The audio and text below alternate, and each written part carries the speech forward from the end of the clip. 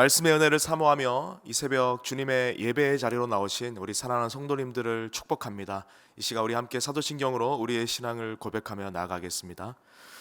전능하사 천지를 만드신 하나님 아버지를 내가 믿사오며 그 외아들 우리 주 예수 그리스도를 믿사오니 이는 성령으로 잉태하사 동정녀 마리아에게 나시고 본디오 빌라도에게 고난을 받으사 십자가에 못 박혀 죽으시고 장사한 지 사흘 만에 죽은 자 가운데서 다시 살아나시며 하늘에 오르사 전능하신 하나님 우편에 앉아 계시다가 저리로서 산 자와 죽은 자를 심판하러 오시리라.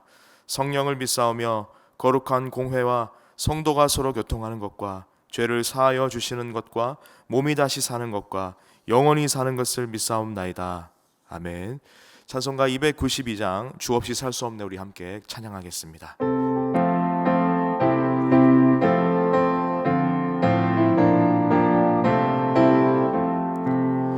주 없이 살 수 없네 죄인의 구주여 그 귀한 보배 피로 날 구속하소서 구주의 사랑으로 흘리신 보혈이 내 소망 나의 위로 내 영광 됩니다. 주 없이 살 수 없네 나 혼자 못 서리 힘없고 부족하며 지혜도 없도다. 내 주는 나의 생명 또 나의 힘이라 주님을 의지하여 지혜를 얻으리. 주 없이 살 수 없네 내 주는 아신다. 내 영의 깊은 간구 마음의 소원을 주밖에 나의 마음 네 알아주리요. 내 마음 위로하사 평온케 하시네.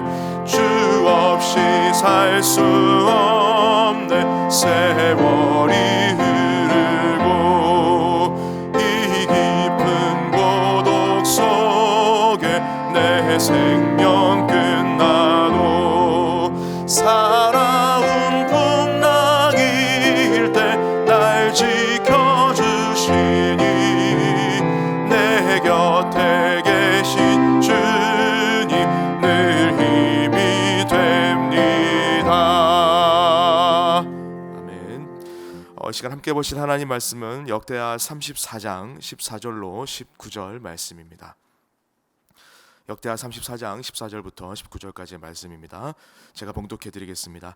무리가 여호와의 전에서 헌금한 돈을 꺼낼 때에 제사장 hil기야가 모세가 전한 여호와의 율법책을 발견하고 hil기야가 서기관 사반에게 말하여 이르되 내가 여호와의 전에서 율법책을 발견하였노라 하고 hil기야가 그 책을 사반에게 주매 사반이 책을 가지고 왕에게 나아가서 복명하여 이르되 왕께서 종들에게 명령하신 것을 종들이 다 준행하였나이다. 또 여호와의 전에서 발견한 돈을 쏟아서 감독자들과 일꾼들에게 주었나이다 하고 서기관 사반이 또 왕에게 아뢰어 이르되 제사장 hil기야가 내게 책을 주더이다 하고 사반이 왕 앞에서 그것을 읽으매 왕이 율법의 말씀을 듣자 곧 자기 옷을 찢더라. 아멘. 요시야는 유다 역사상 가장 포괄적인 종교개혁을 추진한 왕 중 하나로 기억되고 있습니다. 그 이유는 바로 하나님을 너무나도 사랑하였기 때문입니다. 아버지 아몬의 뒤를 이어서 8세의 왕위로 오른 요시야는 아버지와 달리 아주 선하고 착한 하나님을 사랑하는 그러한 좋은 왕이었습니다. 요시야는 진심을 다해서 하나님을 섬겼고 하나님을 경외하는 착한 왕이었습니다. 이 18살이 되었을 때 요시아는 유다 땅에서 행해지는 모든 악한 간습들을 제거하기 시작했습니다. 아세라 상과 여러 우상들을 파괴했으며 또 바알의 신전도 무너뜨렸습니다. 우리가 읽진 않았지만 사절에 보시면 그 우상들을 빻아서 그 가루를 우상 숭배자들의 무덤에 뿌리기까지 했고, 또 열왕기 하에 보시면 이 우상 숭배자들의 해골을 그 제단에서 불태우는 그러한 종교 개혁에 아주 강렬한 모습을 우리에게 보여주고 있습니다. 그리고 더 나아가서 요시아는 유다뿐만 아니라 북이스라엘 땅에 들어가서 그 모든 우상들을 부수고 가루로 만들었습니다. 한마디로 이스라엘의 온 지역을 다니면서 우상의 제단과 그 흔적들을 파괴하였던 사람이 바로 이 요시아 왕이었습니다. 이것이 바로 요시아가 행한 종교개혁의 내용입니다. 오늘 우리가 읽은 이 본문은 이것에 이어서 계속되어지는 내용입니다. 그의 나이, 요시아가 왕으로 즉위한 지 18년째 되던 해에 일어난, 즉 그의 나이 26세 때의 일입니다. 유다와 옛 이스라엘의 모든 영토에서 우상들과 산당을 제거하고 이 요시아는 예루살렘으로 돌아왔는데, 그 요시아의 눈에는 낡은 성전 하나, 버려지고 파괴되어진 성전 하나가 눈에 보이기 시작합니다. 이 성전은 어떻게 보면 세월의 흐름 속에서 자연스럽게 훼손되었다, 그런 의미가 아니라 유다의 그동안의 왕들이 의도적으로 방치하고 때로는 또 파괴하였던 그러한 성전의 모습이었습니다.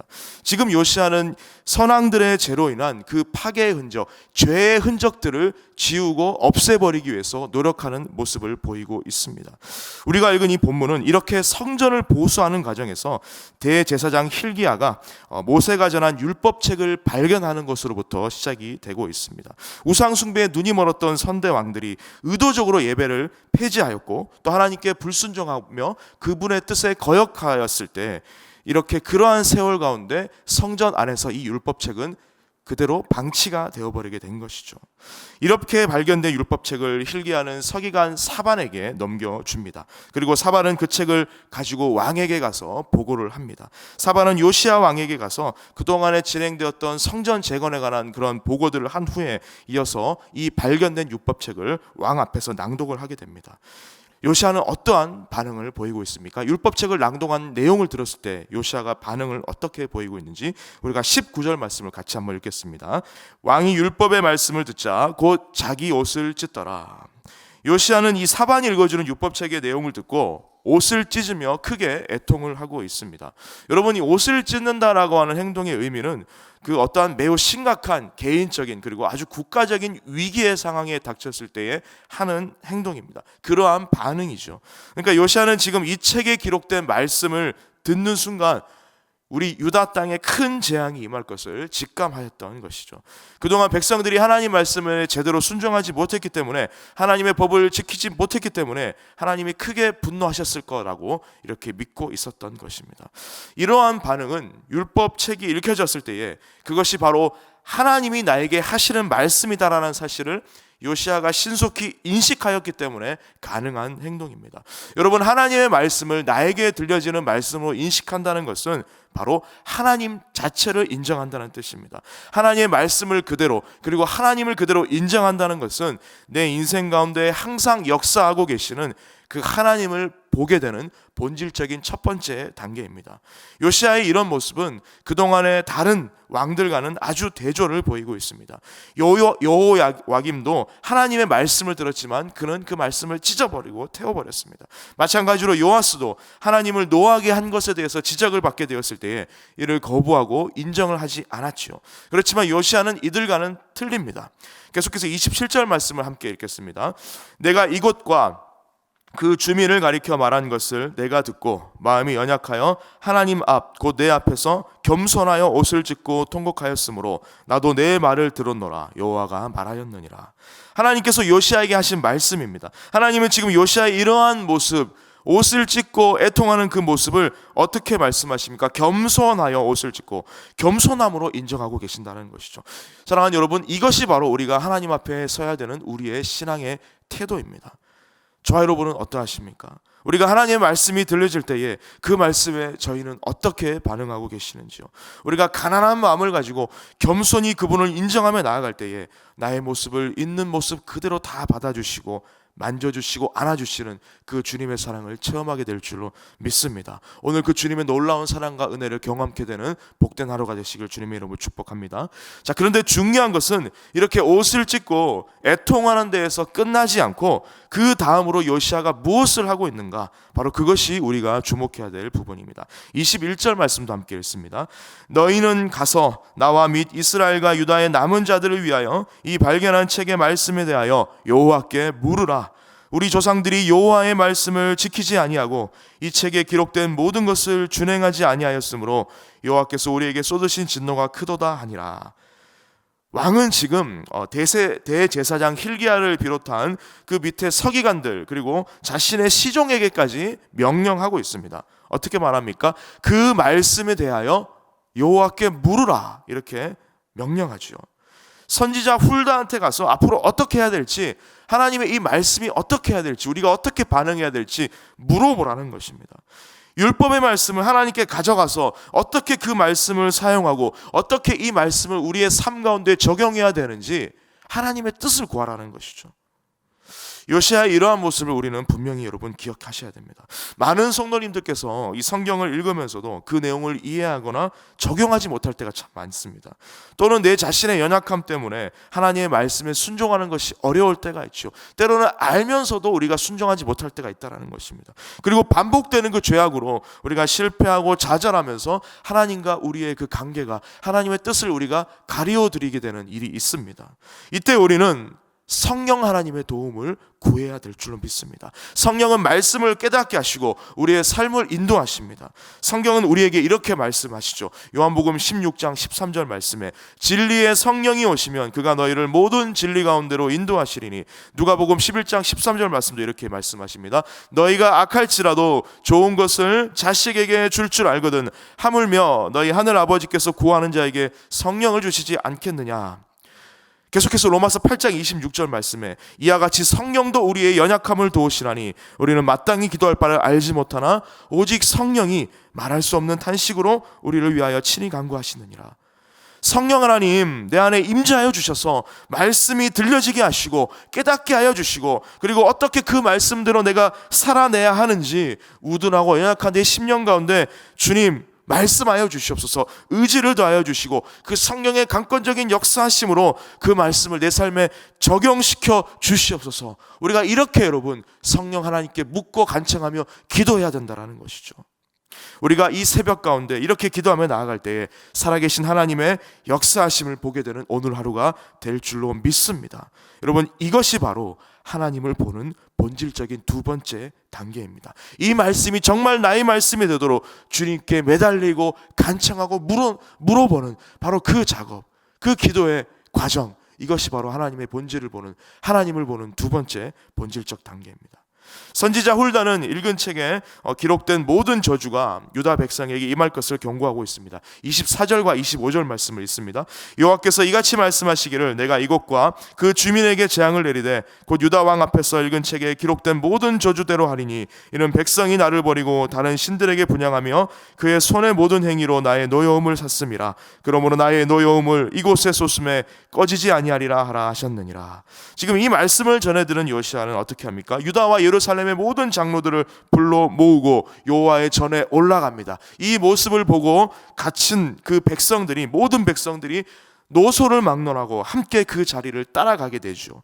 요시아는 그들 가운데 율법책을 다시 한 번 더 읽어주면서 하나님과 백성들과의 언약을 다시 한번 세우게 됩니다. 31절과 32절 말씀입니다. 왕이 자기 처소에 서서 여호와 앞에서 언약을 세우되 마음을 다하고 목숨을 다하여 여호와를 순종하고 그의 계명과 법도와 율례를 지켜 이 책에 기록된 언약의 말씀을 이루리라 하고 예루살렘과 베냐민에 있는 자들이 다 여기에 참여하게 하며 예루살렘 주민이 하나님 곧 그의 조상들의 하나님의 언약을 따르니라. 모든 백성들이 마음과 뜻을 다해서 하나님의 계명과 법도와 율례를 따르겠다라고 서약하며 그대로 순종하고 있는 장면이죠. 이들의 믿음은 여러분 반응하는 믿음이었습니다. 말씀이 들려지면 즉각적으로 반응하는 것입니다. 이것이 바로 하나님을 보는 본질적인 세 번째 단계입니다. 사랑하는 여러분, 우리는 고백적인 믿음에 머물고 있습니까? 아니면은 실제적인 믿음에까지 나아가고 계십니까? 바로 지금 이 순간 하나님께서 나를 붙들고 계신다는 것을 믿으며 실제적인 삶의 모습으로 우리가 나아가고 있는지 우리 스스로를 돌아보는 시간이 되기를 원합니다. 그래서 우리가 기도할 때에 이렇게 기도하기를 원합니다. 하나님, 우리 안에 참된 회개가 일어나기를 원합니다. 믿음으로 반응해내는 그 변화가 일어나기를 원합니다. 그렇게 할 때에 주님 내 심령의 부흥을 회복하여 주실 줄로 믿습니다. 감사가 회복될 줄로 확신합니다. 우리가 이렇게 기도하는 새벽이 되었으면 좋겠습니다. 마지막으로 28절 말씀을 함께 했습니다. 그러므로 내가 내게 너의 조상들에게 돌아가서 평안히 묘실로 들어가게 하리니 내가 이곳과 그 주민에게 내리는 모든 재앙을 내가 눈으로 보지 못하리라 하셨느니라. 이에 사신들이 왕에게 복명하니라. 하나님께서는 유다의 제약들을 용서하시고 그 저주를 돌이켜 평안과 축복을 더하여 주십니다. 이것이 바로 하나님을 보는 사람의 결말이죠. 한 사람의 영적 각성을 통해서 그 나라 전체를 구원하시는 하나님의 일하심은 오늘 우리에게 큰 도전이 됩니다. 말씀을 정리하겠습니다. 한 사람이 가지는 이 신앙의 부흥은 큰 영향을 불러일으킵니다. 요시아의 영적 각성으로 인해서 그 믿음의 결단으로 인해서 그것은 언약의 갱신으로 이어졌고 이것은 결국 온 이스라엘 민족을 구원하게 되는 역사를 불러일으킵니다. 이러한 의미에서 나 한 사람에게 주어지는 영적인 회복, 영적인 부흥은 여러분 이렇게 중요하고 너무나도 특별하고 소중한 줄로 믿으시길 바랍니다.